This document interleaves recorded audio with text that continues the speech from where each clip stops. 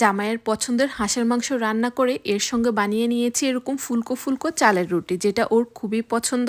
আর আমার রুটি বানানো দেখে আমার মেয়েও রুটি বানাচ্ছে।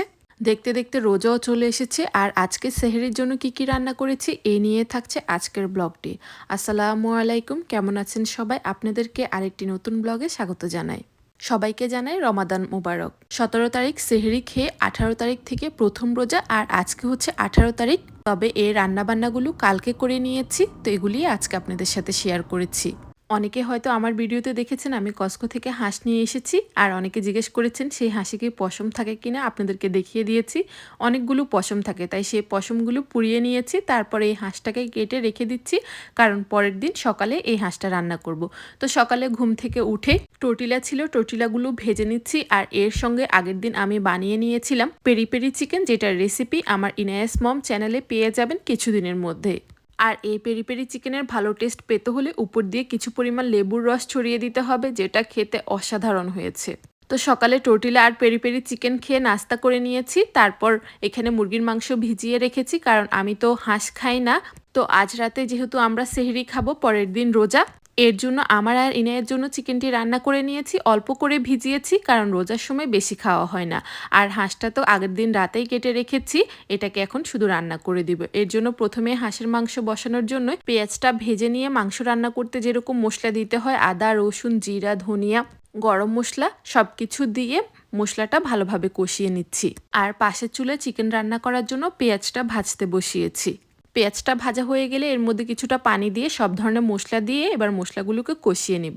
আর এদিকে দেখুন হাঁসের মাংসের মশলাটা একেবারেই ভাজা ভাজা করে ভেজে নিয়েছি, কারণ আমাদের এখানে হাঁসগুলো এত বেশি নরম, আমার কাছে মনে হয় ফার্মের মুরগির রান্নার থেকেও হাঁস রান্না তাড়াতাড়ি হয়ে যায়। মানে এত পরিমাণ পানি বের হয়ে আসে, মাঝে মাঝে এমন হয় যদি অতিরিক্ত পানি বের হয় তাহলে আর এর মধ্যে কোনো পানিও দিতে হয় না। তাই আজকে চেষ্টা করেছি একেবারেই মশলাটাকে ভাজা ভাজা করে ফেলতে, যাতে মশলার কোনো পানি না থাকে। আর হাঁসটাকেও অনেকক্ষণ ঝরিয়ে রেখে দিয়েছি, যাতে হাঁস থেকে অতিরিক্ত পানি না বের হয়।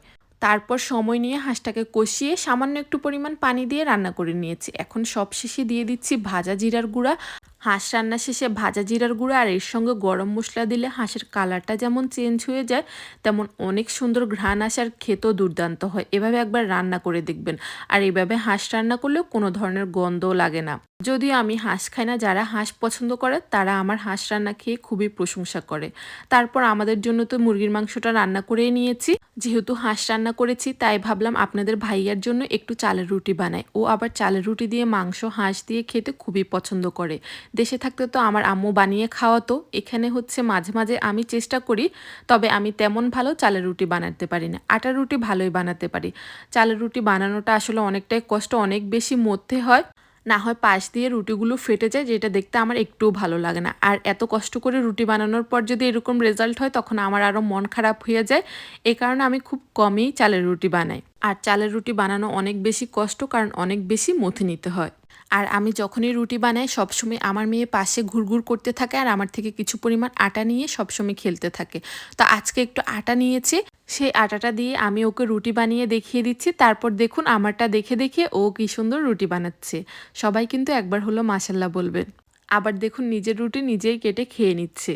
এবার আমি রুটিগুলোকে ছেঁকে নিব। আর আমার বাসার চুলাটি যেহেতু ইলেকট্রিক চুলা, এত বিরক্ত লেগেছে রুটি ছেঁকার সময়, কারণ এই চুলার হিট তো আপ ডাউন করতে থাকে, হঠাৎ বাড়ে হঠাৎ কমে যায়। তবে চালের রুটি বানানোর সময় যেহেতু অনেক বেশি তাপ দিয়ে চালের রুটিগুলো ছেঁকতে হয়, এজন্য আমার এক একটা রুটি ছেঁকতে 5 থেকে 6 মিনিটের মতো সময় লেগেছে।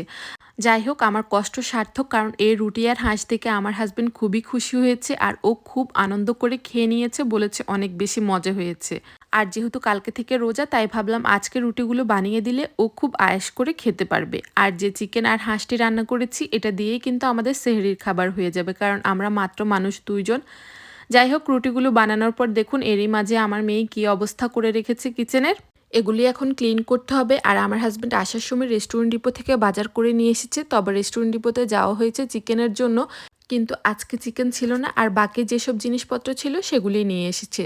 তো তাহলে ভিডিওটি এখানে রাখছি। সবাই ভালো থাকবেন, সুস্থ থাকবেন, আমাদের জন্য দোয়া করবেন।